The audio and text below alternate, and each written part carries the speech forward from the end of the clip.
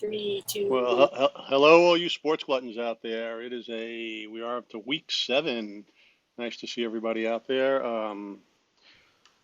Hopefully, we'll get going. There's a little different situation this week, but everything is good. I caught myself shaving, so that kind of sucks. I have a little birthmark, and when I cut myself shaving, so we had a funky week this week in football, and a major upset with the Buffalo Bills losing to the Tennessee Titans. That was an incredible loss.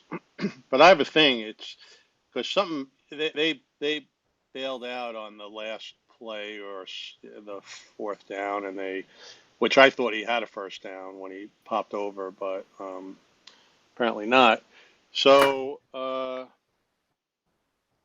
we are going to welcome our guests and who we got here today, and I'm just checking to make sure everything is good here.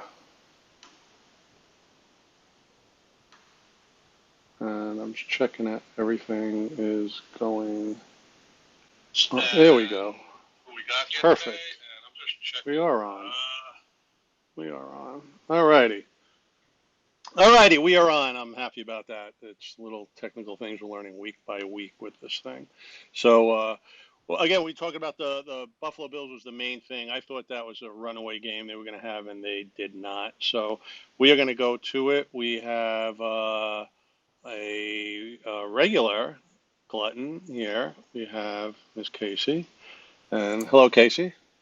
Hey there. Nice to see you. Casey did has some video that we have. I think I forgot to thank people who sent in their videos. I hope I did. But and we're gonna have another guest who usually submits videos, but now is making her first live appearance. So Remy, very nice to have you. Thanks. Can you hear me? Oh, very well, very well. Okay. And yeah, nice. Yep, nice to have you. And then we have another new face this week is Eric. Eric, nice to have you on. Eric is fit. Up, wait, up, wait, up. There we go. Eric. There was Eric.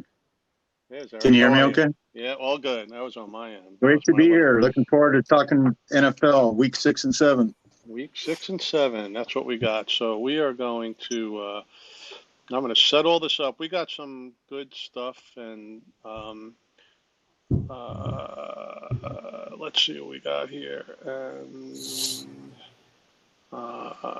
there we go. We got our 3 guests that are on right now, and there might be some more joining, maybe not, some not. And we are going to review some games, and I know we have some video clips, but Eric, what was your big game that you thought this week was something special? Well, it would have to be the Chargers game. I mean, being a Chargers fan and being on the bandwagon, I expected at least a close game. And actually what happened, what just blew my mind, was pretty much the craziest coaching decision I've ever seen in my life in NFL history. And that would have been Chargers Staley, the young guy with no coaching experience. What was it, the 18 or the 28 where he went for it? That's just the craziest thing I've ever seen. He had been successful 7 out of 8 going into 4th down, but I've never seen anyone try that. And he gave an automatic 3 and probably 7 and just took all the air out of everything. They got demolished. The Chargers got demolished. And it was, however good, I don't think this is such a demolishing, like the Bills lost to a decent team and it was close and they scored. The Chargers got destroyed. Well, and if that's anything, that's a bad omen on the rest of the season. They could lose to anybody at this point. You know, I'm sure they'll regroup and figure out. They'll regroup, but I think the Ravens are very underrated. You know, after the loss by the Bills, I'd have to put them as the front runners right now. And Lamar Jackson is never getting the respect he deserves.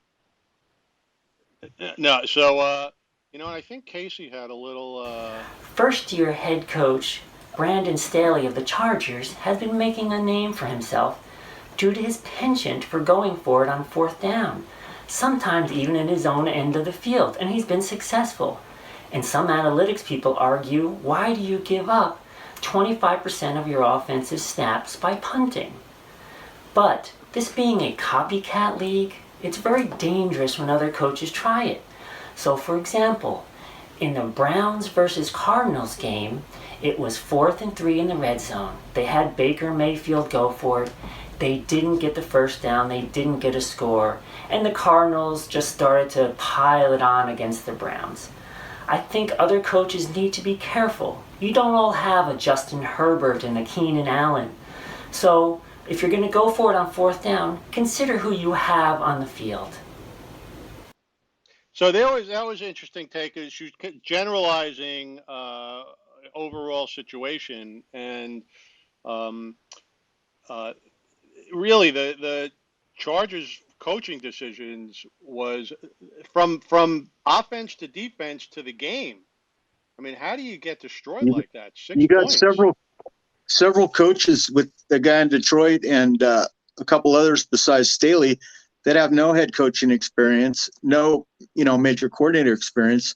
Well, Staley was with the Rams last year, and I never liked the firing of Anthony Lynn. I thought he didn't get enough credit. Anyway, that's over with. But I put this one on the coach. That was just crazy. And the Chargers are young, but I think a lot of credit has to go to the Ravens too. Yeah, I think coaching is underrated in the way that I truly believe that coaches are a major part of the team.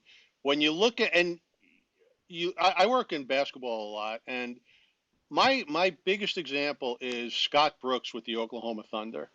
When he was with the Thunder, he had Kevin Durant, James Harden, Russell Westbrook, Serge Ibaka, a whole bunch of them, all MVPs. And even though they went to a finals, he could not pull them through. Now, if you put them with Greg Popovich or Phil Jackson, guaranteed you would pull them through. I always thought a good reality show would be like a half of the year you switch coaches and you see, like, just send Phil Jackson to Oklahoma then, and Scott Brooks to LA, and see if it's the players or the coaches. See if the coach could pull them out, because you got guys like Bill Belichick, who and anyone could jump in on this conversation. You got Bill Belichick, who was consistent. I mean, he had Tom Brady, which was great. Now he's starting over. He's starting very fresh, just like when Michael Jordan went to the Wizards. It was, you're starting with nobody. And then Phil Jackson had a lot of nobodies at some point, which he rebuilt, and then they had more champions. Greg Popovich is a multiple winner. Even like Bob Baffert in horse racing. There's guys that are consistent that know what to do, and there are guys that just make the worst decisions. Like you're watching some plays, and it's 3rd and 3 or something, and the guy gives an end around pitch out, and it takes him 3 seconds just to get back to scrimmage.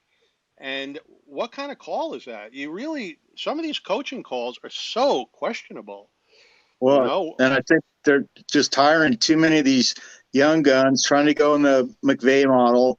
When there's a lot of coordinators out there, most of them happen to be African American that aren't getting the head coaching opportunities. I think you need a lot of experience, and these young guys, are just jumping in with not enough experience. So I'd like to see more experience and change the diversity a little in the league. Yeah. And more experience is big, and people just are not that good thinkers. Just because someone is a player doesn't mean, like, when I deal with players, and you could talk to them, and they will actually say, what do you know? You never played. Like I've experienced that talking to players. Um, I'll discuss. I remember I was talking about Blake Griffin and his free throws one time, and people do improve with their free throws. And I forgot who I was talking to. Well, I do remember, and he says, you don't know anything. We never played. And that attitude, I understand it in one way, but that doesn't mean that you're a genius. It's like hero ball in basketball. People just want Yeah. to take the last shot and they ignore the play, but they want to take the Most last great shot. players have never turned into great coaches, but you can't. And I happen to see a lot of. I can relate to players feeling that, but then you look like at a Tom Thibodeau or a Bill Belichick, and Nick Saban. It really those extra 3 points, the winning records, that really comes down to coaching. And I just think there's the trend has been too many inexperienced coaches in the league. But there was another. Hang on 1 second. We have another glutton that joined us. So give a little introduction so everybody knows who you are. Hey, everybody. My name's John Michael. I run a sports betting podcast or Instagram show called Bet the Spread, and happy to be here. And we're not leaving, and we're happy to have you here. And so Bet the Spread. What was your take on the Bills action? How'd that go? What was your prediction, and how did you end up with that? Yeah, I think we were here on the last show. His name is blank on me, but we were talking about how the run game would be a little difficult for the Bills. They hadn't really gone up against a team that had a pretty strong run game. So I took a little risk, and I did put some money on the Titans. Not a lot, but it did hit. I think that game was great. I think the Bills still looked great. You went for the upset. That's right. It was probably silly, but anybody else? Did anybody else go that way? Oh no. I was tied. I was on the border. I thought the Titans could beat them. I took the Bills. Derrick Henry, the guy's a beast. He's gonna break all the records. I think as a running back, he's a phenom that we haven't seen in a long time, and the guy's just unstoppable. So, I mean, the first game he didn't look too good, but then he's just looking backwards since then. I had in my notes Derrick Henry also. He reminds me of Eric Dickerson or Jim Brown, and it's great to see a dominant superstar running back. And I just wonder why more teams can't find that kind of player, and we return more to the running back being a star. Well, I don't think there's a lot of running backs like that. I mean, the guy's big and he's fast, and you look at some of these running backs, they have a 5-year shelf life. I mean, I think Ezekiel Elliott, in my opinion, he got his money, and the only reason he's good this year is because Pollard's better, and now they're doubling team Pollard and leaving him open. That's the only reason Ezekiel's doing what he's doing this year. I totally agree with you. That I just wonder why there's not any more Derrick Henrys when in the past, every team had a great running back. They used to win the Heisman. Part of it is. I was going to say part of it is what's coming out of college. You have a lot of college programs now running RPOs and air raid offenses, and the running back more so nowadays is a pass receiver or a scat back or a swing back, where they're passing out in the flat. So you're not seeing them come out of college as much like in the Derrick Henry mold. They're taking the Derrick Henrys and they're putting him at tight end, sometimes even at wide receiver when they're that big. So that's one of the things with having college as the feeder to the NFL is you're not going to see as many of those big ball dominant kind of running backs, which of course really gives Titans and Derrick Henry a lot of room because then they show up, each week into another team's defense saying, what the hell are we looking at? Last week we were playing the Cardinals. I don't know if we'd end up with another Earl Campbell at some point. That's what these guys, these behemoths that just run through people. He's better. Yeah, he's quicker. He's like a colleague was saying it. He's really one of the all-time greats and getting better every game. Yeah, and I was listening to him on the talk show the other day, and his workout regimen is like he keeps his body fit. He got hurt a little bit last year, but he's not going down like all these other running backs are doing. And he's just really taking care of himself and the stuff he does after the game. He's like 2 days later, he's ready to get back on the field. And, he was the difference in that game. And Casey's right too, just because I think now what's happening with these college coaches is their thing is how many quarterbacks can I get into the National Football League, and I'm going to get more people coming to my school.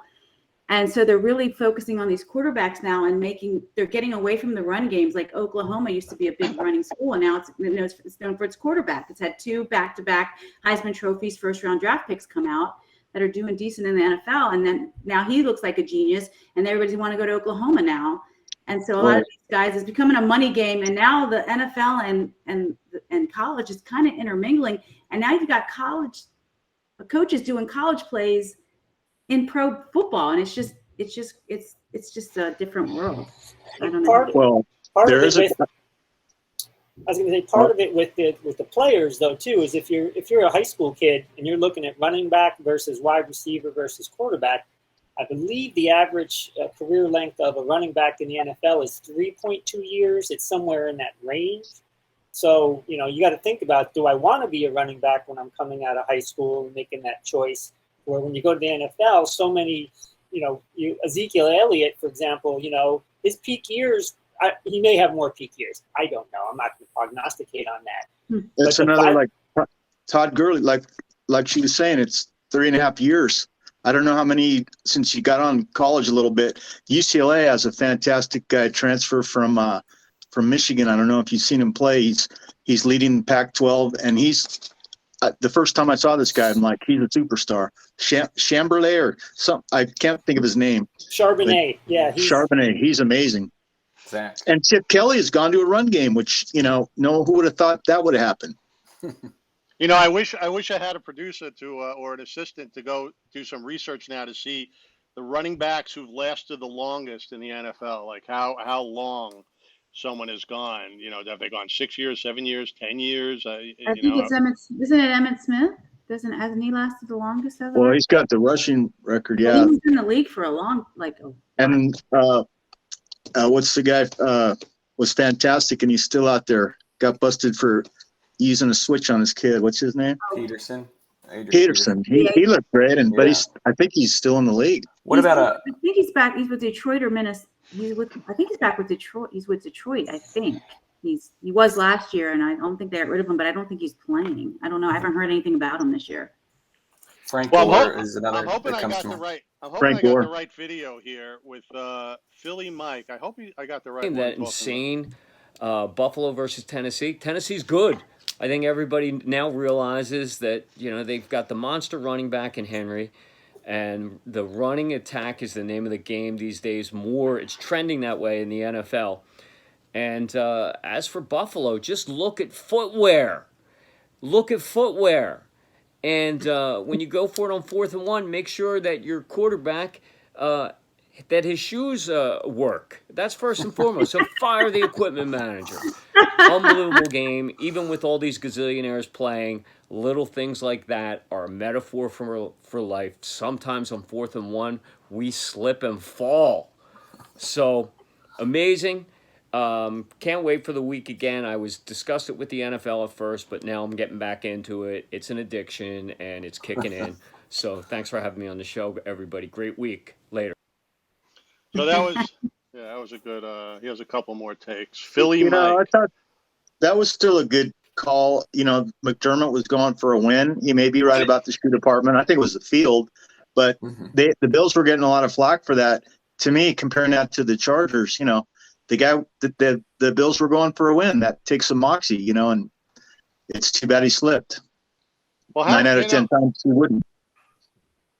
Oh, okay, so there was, I can't pop up the video, but I'm looking. So it was 31-34, and there was just so little time, and you're playing on the road. I guess the philosophy could be to go for the win, but I would think that if I'm Buffalo, I'm the better team. I'm going to go for the field goal, and maybe they just weren't confident because I would rather play head to head. And I would have rather gone head to head. I think that was a bad call. I think they should have went for the field goal, tied it up. There was 1 second left. They wouldn't have had and they would have at least had one shot at it. And is their defense good enough? This is time to prove it. If they're a Super Bowl team, they're going to need to stop a Tennessee Titans. The Tennessee Titans is a good team. It's not a great team. And I think Buffalo just muffed that one. And And I don't think it's going to hurt him in the standings, and I don't think it's going to hurt him again. Like it's not like the Chargers. I don't think it's going to hurt him the way the Chargers got hurt. I think the Chargers aren't as good as we thought and were hoping, and I think the Titans and the Bills, and maybe the Chiefs. They got to beat some of the front runners. I was hoping to transition into another game, and that would have been the Raiders. Winning without Gruden. I actually took the other team thinking that they'd be a mess. Me too. And, they played really well. And, they are definitely. Remy, pop in there. Yeah, I called it last week. I said they will make a comeback and they'll do good. And one thing I did want to say about last week's when you guys were commenting on my post, he was not. Derek Carr is not Gruden's man. In fact, Gruden has been trying to get rid of him because he was already on the team when Gruden came over. And my thing about Mayock being a good evaluator. A good draft guy. When he was with the NFL Network, his calls were great, and we're going to see him now make more calls because I think John Gruden had more of a say in that team than we realized, and that Mike Mayock didn't have any say, and some of those picks were John Gruden's. And I'm curious to see now that he's gone, how much leeway Mike Mayock has now and what kind of draft picks they are going to get. And I think he's going to hopefully up that team a little better. But I think Derek's a good quarterback. And John Gruden he wasn't John Gruden's favorite. So now you saw what he could do without them there. And he was on point. He's been great except for last week against the Bears. Yeah, well, a couple of years ago, he took them to that conference final, but I don't think they have enough firepower to, be one of the leaders. I guess you guys probably discussed Gruden last show. Is that right? A minute, I think, yeah. Yeah, because to me, what I wanted to just say about Gruden is, it's shocking. He had just a total different image. And what's really interesting is Keyshawn Johnson, when it first came out and there was just that one email, he said he's a bad guy. He didn't call him a racist. But, he's got at least $40 million. He's set for life, but he's never going to be able to be in football again. And it's been his life. He's been connected to it one way or another since, he was a kid. And he's banished like Al Campanis got with the Dodgers. He's not going to be doing commentary. He's not going to get hired again. And he's going to have to live with that, It's no one's talking about, why they got leaked? Because Daniel Snyder is under investigation for a criminal thing that's going to take the NFL down and what's his face. So let's leak this out. And he is a scapegoat. Granted, he needs to be gone, but now no one's talking about Daniel Snyder and his big lawsuit against. Was it Snyder or Goodell that released him, the emails? Somebody from the NFL or both. Because it's going to hit the NFL hard too, whatever's in those emails. Somebody leaked it. I mean, if you think about it, it's kind of weird. Somebody leaks this stuff.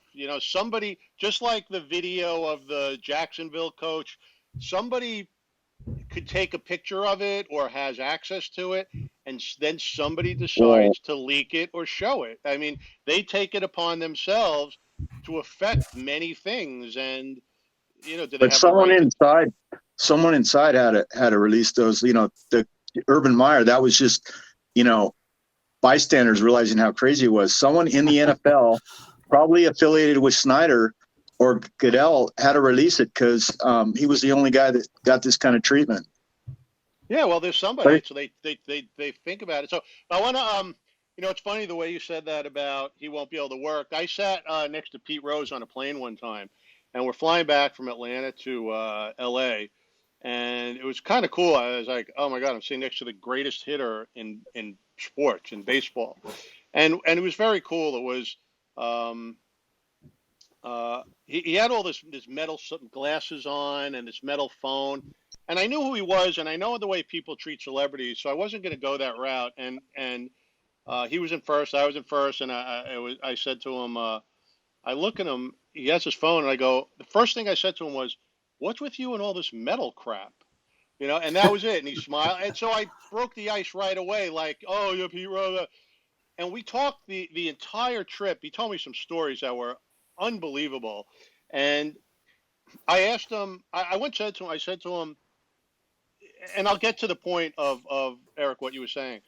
I said to him, is there any player now, because he was a winner. I'm like, when you're in the dugout and it's bases loaded and it's a crappy hitter up, what do you think? And he's like, I just wish I was up. I could handle it. I said, is there any pitcher now that you would want to face? And this is how a winner thinks. And he goes, yeah, I'd like to face Randy Johnson. And it's like, who wants to face Randy Johnson? Like, that's his mentality. It's such a winning mentality. And then there was another guy, Randy Jones, because we were talking about restaurants from San Diego. He said, and it was a good pitcher, not the best. Yeah, and he goes, I couldn't hit that guy for nothing, and he was honest about it. So then I was talking to him. I said, so I didn't bring it up, and then he brought up, I guess it was Giamatti or whoever kept him out of the Hall of Fame, and he couldn't stand the guy because they just couldn't, he just wouldn't give in at all. And I said, well, that must hurt to not get in the Hall of Fame. And he said, that's not what bothers me the most. What bothers me is I can't work in the thing I love. I can't work in baseball. He was a manager, betting on games, but he was a manager. He was a player manager. He loved it, and that kept him out of what he wanted to do, and that was the biggest pain. So, Eric, I'm just, that's really a real thing. Oh, You're banned from something you love, and that's a real going to be shame. that's the worst punishment. I think he got a buyout with the Raiders, but he is going to. It reminds me of Pete Rose, very, very similar. That's what I was thinking too when it happened. But I mean, there's no disputing that if it was one email, then they were making too much out of it. But a history of emails, not a good fit for the league. And no one's talking about though who we sent him to. He must have had enough. Bruce Allen. He felt comfortable enough to send those type of emails. So there's more people involved in this but he's just a scapegoat. But that teaches you a lesson of humanity too. Is that if you got something that's kind of a secret, you can't really share it with anybody. I mean, even you maybe share it with your most closest loved one, and hopefully they remain your closest loved one and don't don't do revenge stuff. But you could tell. I told something to a friend, and I said, and I immediately regretted it, because then I said, please don't share this with your wife, because then, even though that's what you do, you share things with your partner, even if it's a secret, and then that partner just, they want to share it with someone. It's I'm going to share this, but don't you tell anyone, and then it's such good gossip that people just, it goes down the line, and then for telephone law, the game telephone. By the time it reaches the end person, it's a totally different story. So you really got to hold on to things and not be impulsive and just say stuff or share stuff that really could come back and hurt you, especially in this day. We're living in a rough time with people. Just everyone's got something to say about someone else. Is whatever. You know what I'm saying? Yeah. Sometimes I'm glad not to be famous. But just to wrap up that whole NFL thing, actually they came out, and it may be a total lie, and they said no one else was under scrutiny for any of their emails. And what they had, like 6,000 of them. And to your point also, Todd, I saw a lot of these emails were written before social media had blown up, but I guess the fact that some of them were more current is what really led to his downfall. Yeah, if anything ever came out, I mean, we've all said and done things in the past. There's no question about, like, if we dig deep into people's consciences, that there is nobody that has something that maybe was off the way it was said. But everybody has done it. And, some people just say it. Like, I joke around a lot. I don't mean it to be cruel. Maybe people take it to be cruel, but that's never my intent. But if something ever came back. You don't send homophobic and racist emails, I bet, on a regular pattern. I send them to myself. I said, Todd, you got such problems. But if someone came back to me, and I would say, yeah, I said it. And I said it. I did it. I wouldn't apologize for it. I said, you know what? If you want to take it that way, you could take it that way. That wasn't my intent. If it's something that's obvious, like what certain things that have come out have been said, that's another thing. That's an obvious cut at people. But if people say things, and people who think 20 years ago, people who say things 20 years ago, to hold that against people, then you have to hold everybody accountable. You can't. Yeah, People but change. the first email, I believe, was like maybe around 2008 or 9, but they found a lot of much more current ones. So, you know, if it had just been one, I could defend the guy, but you know, it was pretty. No, if it's a consistent behavior, then that's a consistent behavior. I mean, if someone goes around like a serial killer, if he goes around shooting people in the head, that's a consistent behavior. Yeah. You know, that's not, you know, even if he does it every 4 years and he's killed 4 people in 16 years, that's a consistent behavior. So, you know, you got to watch out for that. So, and I don't know what the email said, but, you know, it's funny. You look at the things that get leaked, like Kim Kardashian or Paris Hilton, and they become stars. Things that they done, you know, they do porn videos and they become stars. So it just depends how the public wants to look at things. You know, anyone could chime in. Anyone's got, or we can move on to another game. We'll move on. We're going to move away from the social commentary. And Well, we have a betting man here. I can't tell you how many games I've lost on the half point this this year, and It's Vegas, man. I forgot the 6.5. It was a Tampa Bay. Yeah, Tampa Bay had some pretty good chunk on Tampa Bay, and they lost, or they won by less. Well, they lost, right? Or no, they won, but it wasn't 6.5. Yeah. It wasn't 6.5. And then Pittsburgh, they were going to be my end of my 14 parlay for like 12-1, and they were killing them in the first half, and then it got down to the very end, and then it looked like Tennessee was going to score, but they got that interception, and so they take it down to the 20, and I forgot how bad Ben Roethlisberger is now. They didn't even try for the end zone.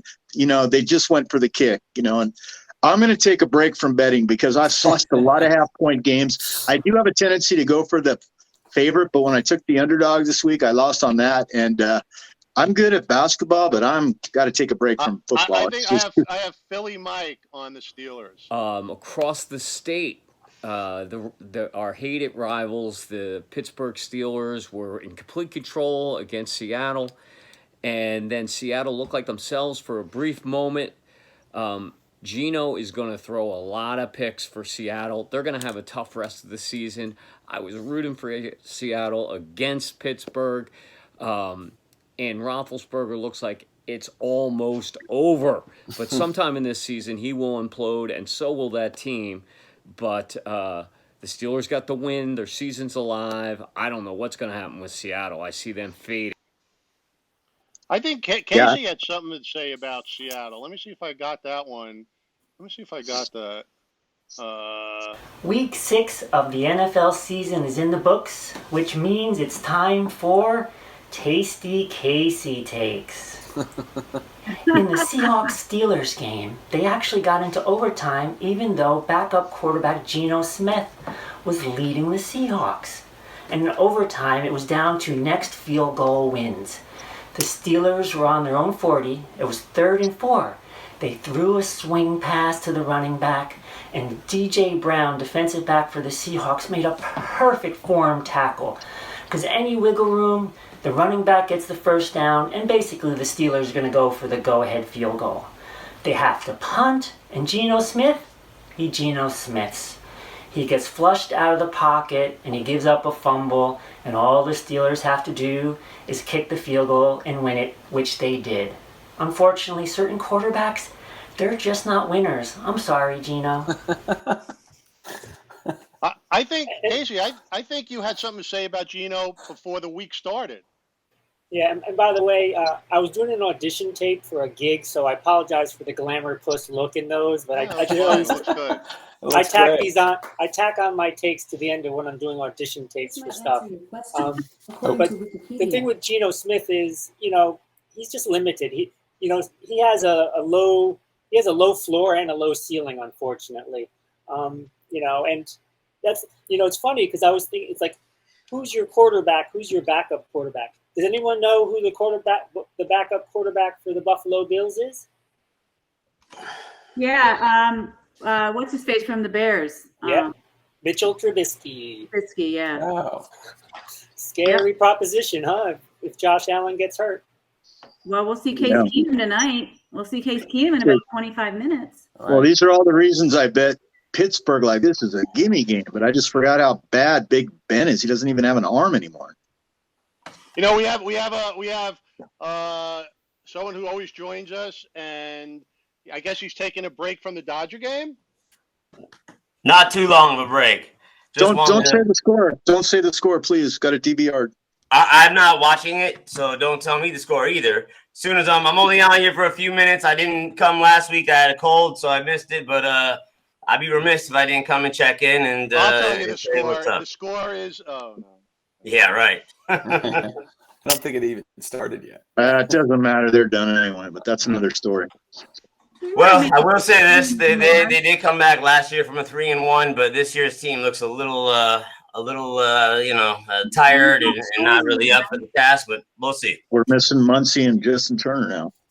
Yeah, Turner for sure. Muncy's bat was crucial not being in the lineup. It's nice to see Belly finally start doing something. But yeah, we're just not scoring with runners at scoring position. Too many double plays, and honestly, we pitched our starters a little bit too much in those bullpen games where they were depleted when they had to start. So anyway, we'll see. Analytics is killing baseball. Who is? Analytics is killing baseball. Oh yeah, Yeah, Billy Bean. Tell him. Yeah. I don't know. yeah. Well, Step up to them. They're showing them, look, you're doing our analytics, and we're going to miss out on this World Series because of that. I mean, Scherzer's arm was dead the other night. He said I had a dead arm. That's exactly what he said, yeah. And the analytics told them to pitch Urias, and he was tired. He wasn't himself. And why Dave Roberts left him in, and the announcers weren't even commenting on that. I thought he should have been pulled after 3-0 for sure. I thought he would have, but it just made me feel or realize that they may not have anybody else that is capable of going at that point. Especially if they need him today. I think so. I used to do the graphics. Well, this was my first season not doing the graphics with Turner Sports. So this was one of the baseball bats from they just had like a few of them made from and they gave them to a few people. So it was kind of a cool little souvenir from that's cool. From my previous Turner days. So, did you watch how's the Vikings do this week? We won. I mean, we like to make it a lot closer in every game than we need to. I feel like for the most part, we're dominating the whole game. And then they, for some reason, Zimmer doesn't go for the throat. He just keeps doing this dink and dunk stuff. And we have every opportunity to score more. And then we allow them back at the end of the game because one little slip up and our score is not that big already to begin with. And they're back in it. But nonetheless, we escaped with a victory. And we have a bye this week. So we'll definitely use the breather. Yeah, that was they could use Panthers that. game. They went into overtime. Yeah. Who'd the Vikings beat? I don't know. The Panthers. Yeah, that's a good win. That's a good win. That was a surprise. I don't see that many good games for next week. I don't know if we're jumping in that yet, but the only one that really intrigues me from a betting standpoint is Cincinnati-Baltimore. Cincinnati plus 6.5. They're pretty darn good this year. Cincinnati's good.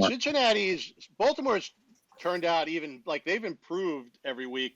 Cincinnati is just they've had a tough schedule, but they should have won a couple more, and it just showed. Aren't to me they 4-2? Yeah, but they lost to Green Bay, right? Or yeah, they did. Yeah, I think that they lost some. Overtime. Yeah, they lost important games. So maybe they'll strengthen up, but they lost a couple of important games. That's my only disappointment. Cincinnati and Baltimore playing at home, playing strong. I guess this is how would you rate this game, John? It's like this is an important game probably for both teams. Yeah, I mean, it's always funny watching this division play. I think they play each other really hard. I mean, my dad is a Steelers fan, so anytime the Steelers play the Ravens, you think that throughout the years the Steelers were better, the Ravens were better. It's just these are always tough to predict because this division is so charged. I mean, the Ravens just look super, super hot. It's hard to pick against them. Not to say that the Bengals don't look great as well. That Chase kid is just unbelievable, and he seems to have a great connection with Burrow.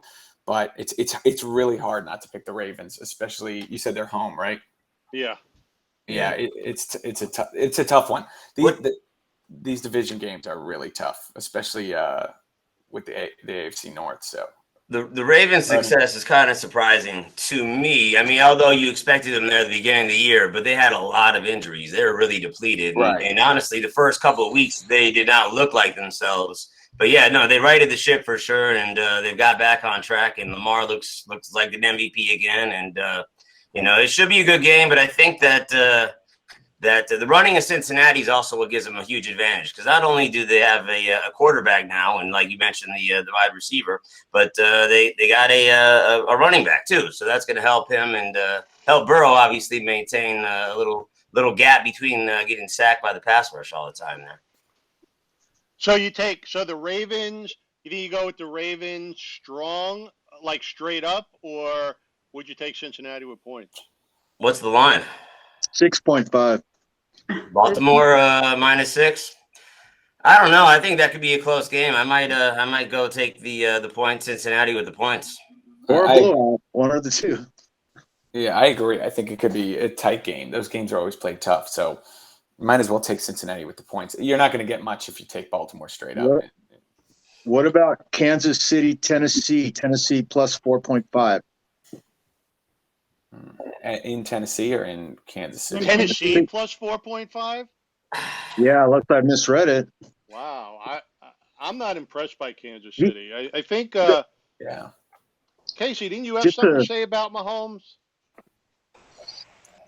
Well, the thing with them is they don't have anybody for Tyreek Hill on the other side. So everyone is just bracket coveraging Tyreek Hill. And so who does he throw to? He's got no one. And Kelsey. They basically double team Kelsey. They bracket Tyreek Hill, and then Mahomes is scrambling. So until they get a compliment for those two receivers, it's going to be Mahomes running for his life. So that's why they brought in Josh Gordon. They were hoping for something. Oh God, please, can he produce finally? I feel so bad for this kid, but I think Kansas City's overrated. I'd take Tennessee for sure. Yeah, I said like a couple weeks ago, Kansas City. Mahomes to me was, and then I forgot who disputed me. They were loving Mahomes. I just think maybe his team is just not together this year, and I don't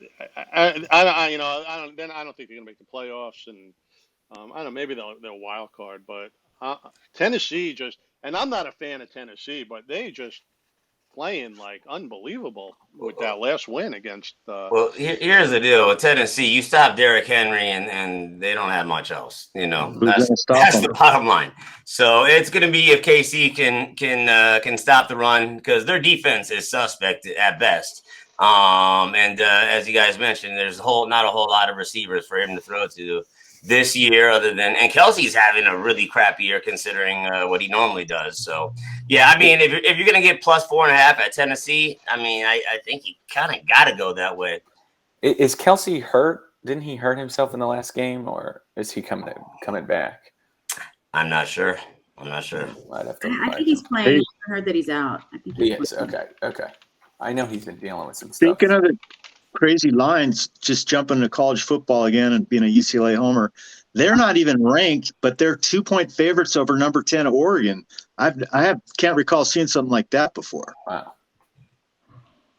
Anyone follow UCLA? Actually, Michigan played Wisconsin, I think like 2 weeks ago or 3, and they were it was in Wisconsin. They were ranked. Wisconsin was not, and they were Michigan was the underdog. So it does happen sometimes, but Michigan they're undefeated, right? And they're rated 9th. Yeah.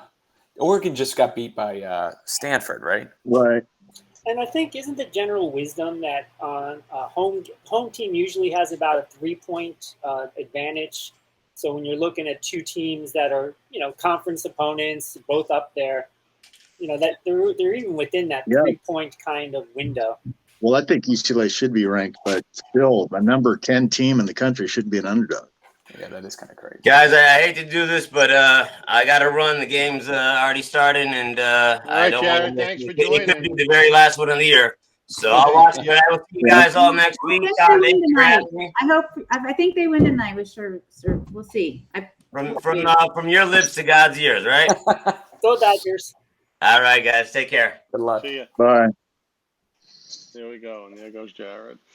So I think we got Tennessee there. Remy, any games really stood out to you last week that you enjoyed watching, or? Well, being a Giants fan, I had a couple drinks to watch that game, so it made it interesting. I knew we were going to lose. I didn't know we were going to get crushed. I don't think Daniel should have came back. He looked like he did in his rookie year. I think he was still suffering concussion protocol stuff. We just don't have anybody. We don't have an offense. We don't have an O-line, which was the problem when Eli was there. And yet they blame that whole day sucking on Eli, and it's the same situation. But the Green Bay Bears game was kind of fun because, Rodgers owns them. Yeah. He owns them. He owns them at home. That was classless. Chicago has some of the worst tackling in the league for a team you thought was a defensive power. I watched the highlights of that game, and it just seemed like missed tackle after missed tackle. I just, and that was killing them a lot of that game. Bears are pathetic. They're a bad team. They're a bad team. They rank down into below, and with Jack, they're around. Even if they win a game, like they're with the Dolphins and Jacksonville and. Man, I'd hate to be a Chicago fan. The Bulls and the Bears and the White Sox and the Cubs. Oh, well, at least the Cubs won something. I lived in Chicago for 13 years, so I was there when both teams won the World Series. So that's nice. That's cool. That's what's sad is we're in the playoffs this year for the first time in forever. But now the Bulls coach. They're going to be ferocious. Yeah, they're going to be really exciting. I think they're going to be somebody. And we lost our boy Caruso. But the Bears, they've been ever since they had what's that coach, and he made him kick a field goal on third down. They have never been the same since.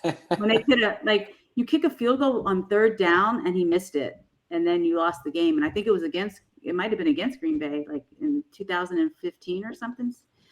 It's just I don't know. Maybe it's me, but these old school teams with these old boring owners. They're coming dinosaurs, and their teams are boring. Their teams are unexciting, and they're not winning. I was a bit impressed by Justin Fields. Because I hadn't really seen him play. He's just too green. He'll be good. But I was for his stage of development and not having seen him play, I was like, okay, I see potential. He's not ready especially yet. But that's all you can see with those, like Burrow last year.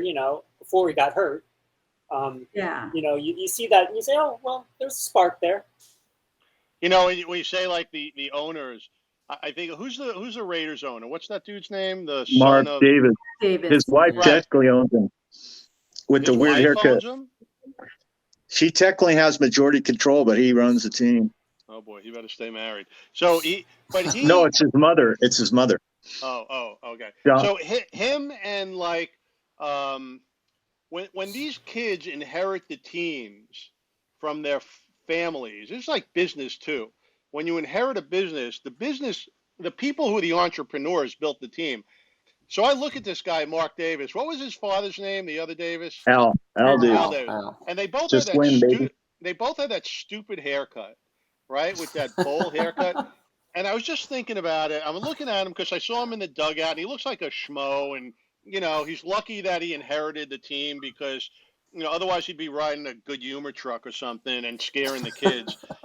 And he looked to me like the American version, him and his father, of the American version of like Kim Jong-un and his father, they have that same stupid haircut, and the son is just like a Al doll. Davis didn't have that kind of haircut. I have to disagree with you, Todd. No, Al Davis did. He had like he had a comb over. He had a comb over, but he had like a weird haircut. So and like the Kim Jong-un's father had a lot of hair, not an exact same haircut, but the same kind of, the kid became like a weird looking dude with, they're trying to find their identity or whatever. But these kids are there, and it happened that luckily the Lakers have the daughter. She's kind of bright. The son is adult. And it happens with a lot of teams. I don't know if it happened in Denver but the kids don't run they don't have the business mind. It's the business mind that built the team. So these kids, Mark Davis, to me, I look at that guy, I'm like, man, he just fell into a pot of gold. You know, that's what I say. So okay, so we're gonna one more. We got from Philly Mike, and I like this open. I don't want it to go to waste. He talks about the Eagles. Hi, everybody. It's Philly Mike. What a disgusting game the Philadelphia Eagles had on national TV on Thursday. The score was, I believe, 28-22, but it was absolutely disgusting to watch them, and they were so outclassed by, of all people, Tom Brady. Can't stand it. But Philadelphia fan, hope against hope. It'll turn around. Jalen Hurts slowly but surely getting better at QB. Receivers have some speed. Defense is improving. The Eagles will go to 3-4 this weekend against the Raiders. The Raiders don't see it coming. The line doesn't see it coming. That's the way it's going to happen. Look for Eagles by a touchdown, but have to stop the Raiders near the end, and will. So that going back to the Raiders. Yeah. Well, any thoughts on that? No, I don't. I think the Raiders win. Yeah, I think the Raiders are for real. They just gave Zach to Seattle. And what about the Cowboys? Arizona. They just gave Zach to Arizona. Another weapon. They need another weapon. Arizona doesn't. You guys think the Cowboys are for real? Wait a second. So wait, the Arizona, you mentioned this could be the slaughter game of the week. Houston and Arizona. Ooh. That could be the slaughter game of the week. How many points is it? I can't read that. I think it's 16 points, isn't it? Or maybe 16 or 17? Something like that. It's crazy. Wow. Yeah. That's a lot of points. That's a lot of points. Didn't the Texans cover that other game with the Bills when they were like more than that? No, I think they got shut out against the Bills. Yeah, it was they got 30. They got destroyed by the Bills. Can they even score a touchdown though? The Houston Texans, who's their quarterback? I think. Yeah, they have a win. They have a win. They won. Who's their quarterback? Davis Mills, is that their quarterback? Maybe Brissett isn't doing the job, so it might be Davis Mills. It might be Tua by next weekend. It might be Tua next. Houston's a horrible team. Houston's a horrible team. The Dolphins. Houston's back up. Dolphins have a bye. Oh, Dolphins are playing Atlanta. I've lost the Dolphins every week. And Houston are in talks to get. They're going to get Deshaun Jackson either this weekend or next weekend. It's pretty much a done deal. So I heard that. Tua Dolphins Atlanta. That's a who cares game. Totally. It is. Yeah. I don't see a lot of great betting games this week. Well, let's see. Let's go down the line, and we're getting close to the end. So let's go down the line. Denver at Cleveland. Denver is an up and down team. Cleveland, they're like in the Cincinnati boat. I think they could have been really good, and then they win, they lose, and so what's thoughts on Cleveland? Anyone and Cleveland and Denver? Any thoughts? Well, Baker's out tonight. Case Keenum's playing. I don't know if Nick Chubb is playing tonight. Chubb's out. Lamb's out. Odell Beckham's out. Chubb's out. Do I need to change my pick to Denver? I don't know, but Case Keenum worked with him, the coach, when he went to a champion Cleveland's very unpredictable. They don't have Let's see, Broncos, Bridgewater out. No, Bridgewater's playing. No, he's playing. He's playing. But if you hit him, he's going to be out. Questionable. A linebacker is out, and then Mayfield is out. Chubb is out. Bridgewater 24-7 against the spread when he's an underdog. So that's but if Myles Garrett starts doing his job, he gets to him and gets him out of the game. Then you put Locke in there. Yeah, in this game still and keep him a little bit alive. And Baker's going to play probably next week. Something interesting is that when it was announced Baker went out, the line only moved about a point, which is interesting. And if Case Keenum does well, think about what that'll stir up in Cleveland. Oh, it's already started. It has started. Yeah. What's the spread on the Rams? I think it's 16 as well. Oh, see, I think Detroit's a good bet on that one. They're not that bad. Fun game just because it's golf it's the two guys against each other. That should be kind of fun to watch a little bit just to see. and then he can say, "I told you, Goff, you sucked," or whatever. So Those- Cleveland's winning 6-0 early.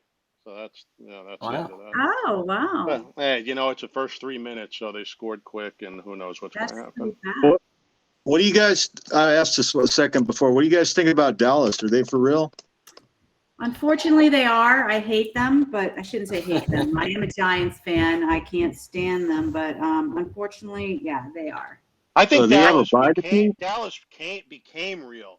I don't think they And they're the started worst. real. And they're in the worst division of any division. And if they don't win that division, then they're the worst division. They've been playing without that Lawrence guy on defense. They got those 2 new really good young guys on defense. I don't know where Cooper's been. Is that his name? The other guy besides CeCe Lamb? Amari Cooper, yeah. Yeah, because you got CeCe Lamb and Pollard. That's taking. You're right. No defense. So yeah. Well, that Gates has been. So Cowboys got a bye. So we'll see what happens. Washington, Green Bay. That could be another slaughter game. Washington's okay. I'm a Green Bayer on that one. Any thoughts? I don't think it'll be a slaughter. I don't think Green Bay's. I mean, they're great. I don't think they've found their thing yet. I think they're still great. good and dominating, but they're not they should have beat the Bears more than they did last week. I think. I just think they're not something's not gelling right now. Even though they're winning, I think there's still something missing, and I don't know exactly what it is. I showed video last week. of the Packers. I just think they have like a great offensive line. Aaron Rodgers just has so much time to throw the ball. They're just a powerful offensive line, and maybe they took Chicago lightly, but I think against Washington they're gonna maybe not a slaughter, but at home. And Washington's kind of that team that like kind of bites at you, where you're kind of like, we should be killing this team, but they have a lot of fight. They hang in there. Yeah, they hang in there. Yeah, and they beat the spread usually. I don't know what you have that if you have a quickly access that how many times they beat the spread this year. Yeah, that one I don't actually. Heineke's like Dr. Jekyll, Mr. Hyde. He's kind of like what's his name from New Orleans. You never know what quarterback you're going to get. One day you can just throw it out there, and the next day you can't. Jameis Winston. Yeah, he's like Winston, Dr. Jekyll, Mr. Hyde. Yeah, he's a mess. That guy's a mess. Who are we getting today? We're gonna. I'm still rooting for him. Still rooting for him. What was that, Remy? I said, who are we going to get today? 6 interceptions or 6 touchdowns? That's what It's either that or the other with that guy. And to answer your question, they're actually 1-5 against the spread this season. Oh, Washington football team. So I think I've been betting on them too much, and that's I've been losing. We got to fade you, Eric. Them and the Dolphins are killing me. So we went over KC, Tennessee, but just to do a little recap, I think KC is overrated. Tennessee is just strong. Absolutely. And that's pretty much Atlanta, Miami. As Cage says, the no game of the week only means anything to bettors. Couldn't they have played in London? Couldn't they send them back to London for that? They should send them to Iraq. Let them battle it out there. So I go for Atlanta on that one. Miami's just they just get worse and worse. I don't even care. I think their quarterback's coming back this week, but it's a strange week. There's not really any big showdown between contenders, Yeah. No, I think Cincinnati-Baltimore is the big game. That would be the big game. That's a big game. Is that a Sunday night game? No. Sunday. No. 1 o'clock. Indianapolis, San Francisco is Sunday night. That bet against Indy. Bet against Indy. Carson Wentz. Yeah. That actually will be an interesting game because I thought he had a pretty decent game. Who did they play last week? Carson Wentz? Yeah. Yeah, who did they play? He's a Jekyll and Hyde too. They won, didn't they? He is a Jekyll and Hyde. Absolutely. Did they lose at the last minute? No, they won, didn't they? Yeah, they upset a team that I bet on, of course.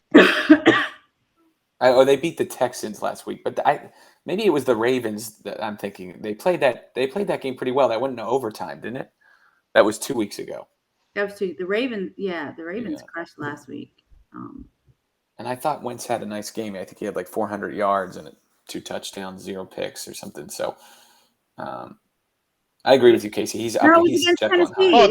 The Colts destroyed the Texans 31-3. It was Right. Tennessee 2 weeks ago. They almost pulled an upset on Tennessee, wasn't it? It was 2 weeks ago, I think.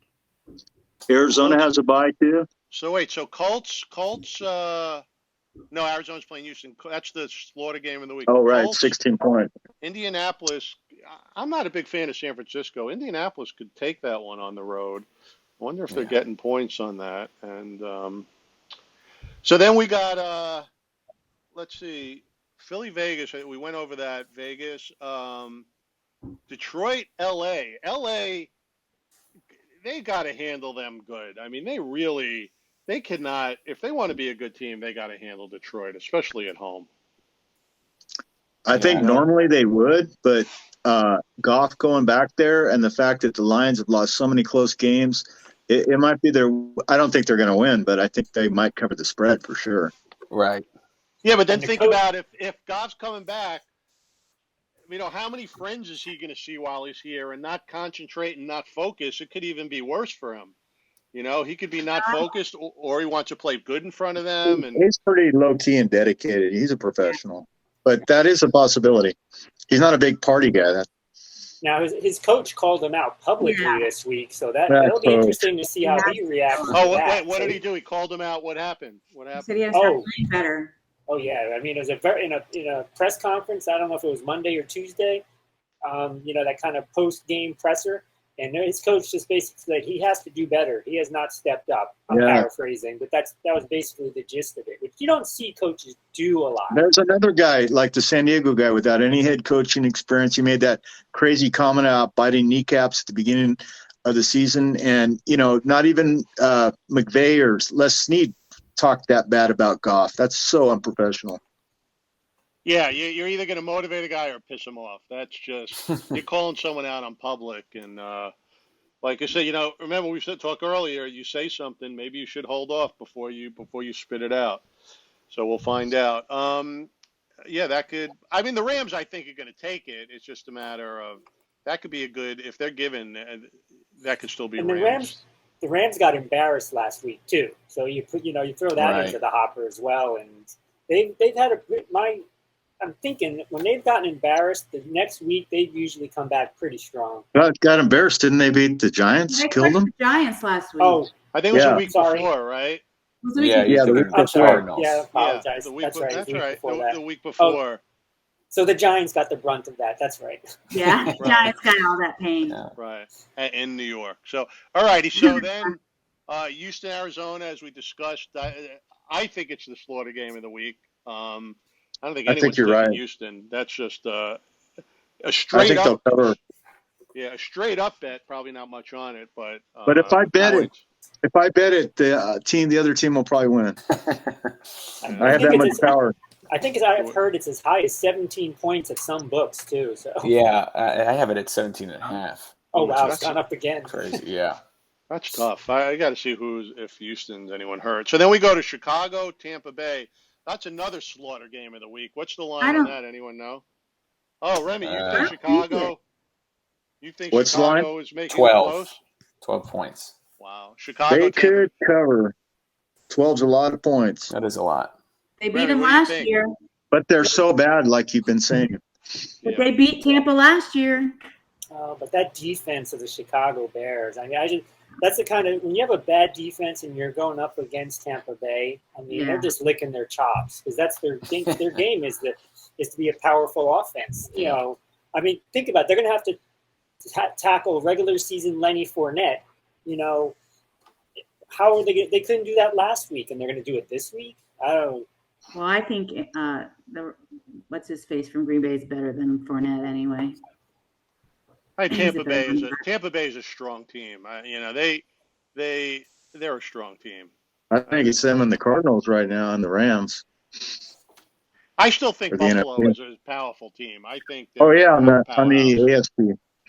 No, that's on the other side. Yeah, but I think in the NFC, the Cardinals, the Rams, and maybe the Cowboys. Mm-hmm. So then we got Indianapolis and San Francisco. Yeah, the Cowboys just came on strong. Indianapolis and San Francisco. We discussed this a little bit. Who's starting at quarterback for the 49ers? Do we know yet? Yeah. Because Trey Lance to me is just way too green and not ready for prime time. Yeah. You know, it's What's up scary with when he's playing. Garoppolo's Didn't Jimmy G get injured last week or something? 2 weeks ago? What's up with his injury? Like, do we know? I don't know. I think he said I just hear it says he's feeling good about calf injury. I don't what that means. I don't know, but On the depth chart, they have Garoppolo and Lance. Garoppolo first, so I don't know if he's hurt or they're gonna. But he's. Let's see, injury report for. Were you looking for San Francisco? Yeah. Who are you mentioning? Let's see. Jimmy Garoppolo. He's game status. They don't know yet. So he's on the injury report with a calf injury. So He's always is injured. Trey Lance with his knee. So they got problems. And then New Orleans and Seattle. That's another nothing game. Any thoughts? I think New Orleans and Jameis Winston are a lot better than you guys are giving them credit for. No, I think they should win that game with Geno. Geno Smith is just Poor guy. not a quarterback. Dude. They will No, he's need not the Case's 12th favorite. man. You know, another thing about it in Seattle too, they're going to need that 12th man. It is a Monday night game, so they're going to be at full throat. Right. It's you just do have that. so weird not having Russell Wilson. He's the most durable quarterback in history. Yeah. And have a finger and have it be a finger, it's like that finger. It's like But of course, I bet against them last week and they covered. I think he should take a break from gambling. I am, but you guys got me really intrigued about that Cardinal game and the 16 points. Yeah, so I guess the game to watch. I guess if there was a parlay straight up, it's different than with points because some of the point spreads are horrendous. The Houston, Arizona, that's a tough one. Anything above 3 is risky. I'm telling you, those 3.5 scare the crap out of me. Oh, so many games are won in the last second now. And I think I heard, I could be wrong on this, but I think I heard that when a team is favored by 16 or more, they only cover about 23% of the time. I think that's the stat I heard the other day. Because sometimes they just take the foot off the gas. You get into garbage time. Garbage time, exactly. I believe that. Also, I think sometimes, you look at like Arizona going to Houston, they're going to mentally, you go into that game going, we can beat these guys. And then they get a quick touchdown here or there. And they might rest the guys if they have a big lead. Right. Absolutely. So it's totally. Yeah. Look at Tampa Bay. So crazy. Was Tampa Bay winning 28-7 in the third and then in the Philly game, yeah. Yeah, and it looked like they were going to kill them, and then it was 28-22. So there they had the spread. So unless somebody, maybe on the inside bet and they didn't want Tampa Bay to score anymore, right, but they had the game and they gave up the points. So that's true. Like maybe a team lays back, they're winning and they just don't want to get killed, so they play it less risky, and that's why they don't win by 20. Right. They're up by 18, and they're like, oh, we could lay back. We're not going to hurt anybody. They throw another touchdown. They're winning by 13. They play it safe. They run the ball. They take the time off the clock, and maybe they can't cover the spread. It's going to be interesting to review and come back and look and see what happens with that. That's something to keep an eye on. So I can say, there's a sports talk show guy. He talks about where I was wrong, where I was right, and somewhere where I was wrong a couple of years ago was on Dak Prescott because it seemed like all of his stats were coming at the end of the games they were behind in. So he had so many third and fourth quarter, stats that he built up. They point to his numbers, and I'm like, yeah, they were always behind. He was always throwing against teams that were in prevent defense. So I'm like, oh, he's not really good. And of course, now I look like an idiot for saying that. But it was one of those things, though, where the stats just did not really show what was going on in the games. Mm-hmm. Yeah, sometimes stats, it's almost like you can look at turnovers. A guy maybe throws a Hail Mary at the end of the game and it gets intercepted and it comes out as a turnover. And the next week, instead of having 0 turnovers, maybe they have 1. And it's like, they could have been a no turnover game.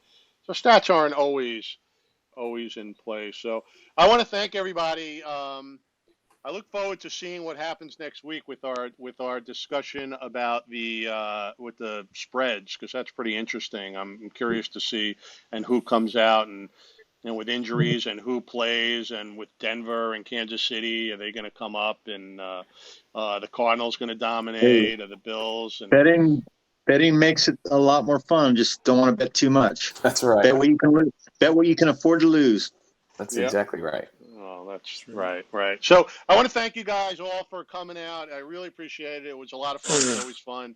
And I love the videos and people submits. And Remy came on tonight for our premiere in person.